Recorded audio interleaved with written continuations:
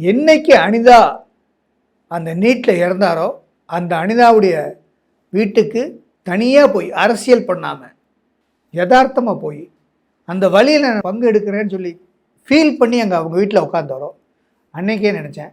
அதைத்தான் திருப்பி சொல்கிறேன். நேற்று கூட இந்த விவாதத்தில் சொன்னேன்.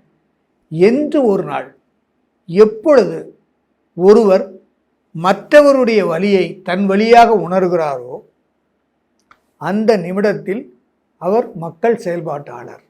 எந்த ஒரு தலைவர் மக்களின் உணர்வை மக்களின் வழியை தன் வழி என்று உணர்ந்து அதை வெளிப்படுத்துகிறாரோ, உடல் மொழியாகவும் நடைமொழியாகவும் வெளிப்படுத்துகிறாரோ, அந்த நிமிடத்திலிருந்து அவர் மக்கள் தலைவர். சரி, ஏதோ ஒரு அரசியல் படுத்தப்பட்ட சம்பவத்தில் வரக்கூடிய இழப்புகள், அந்த இழப்புகளுக்கு விஜய் போனார்னா அது அரசியல் பார்வை தானே. அது நீங்க எப்படி எமோஷனலா கனெக்ட் பண்ண முடியும்? அனிதா அரசியல் ஆக்கப்பட்டா, அதான் சொல்றேன், அஜித் குமார் அரசியல் ஆக்கப்பட்டா, இல்ல அது இழப்புகள் தான், மறுக்கல. இல்ல அதாவது ஒரு அரசியல் தலைவர் ஆகணும்னு நீங்க நினைச்சீங்கன்னா, இப்போ எல்லாரும் ஒரு சின்ன எக்ஸாம்பிள் சொல்லுவோம். எல்லாம் டாக்டர் தான், நானும் டாக்டர் தான். நான் இங்கே வந்து இதுக்கு பேட்டி கொடுக்கணும்.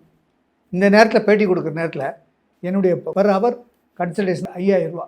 நான் ஒரு தேட்டருக்கு ஆப்ரேஷன் தேட்டருக்கு போனோன்னா 1 ஹவரில் எனக்கு 5000 ஃபீஸ். நான் இங்கே வந்துட்டு போகிறதுக்கு எனக்கு 3 மணி நேரம் ஆகுது. 15,000 ருபீஸ் லூஸ் பண்ணிவிட்டு நான் இங்கே வந்துட்டு போகிறேன். எதுக்கு வந்துட்டு போகிறேன்? Social service. இது எல்லாத்துக்கும் வராது. அந்த ஈர்ப்பு இருக்கவங்களுக்கு தான், அந்த மக்கள் பணி செய்யணும்னு ஈர்ப்பு இருக்கவங்களுக்கு தான் அந்த இது வரும். பணம் ரெண்டாவது.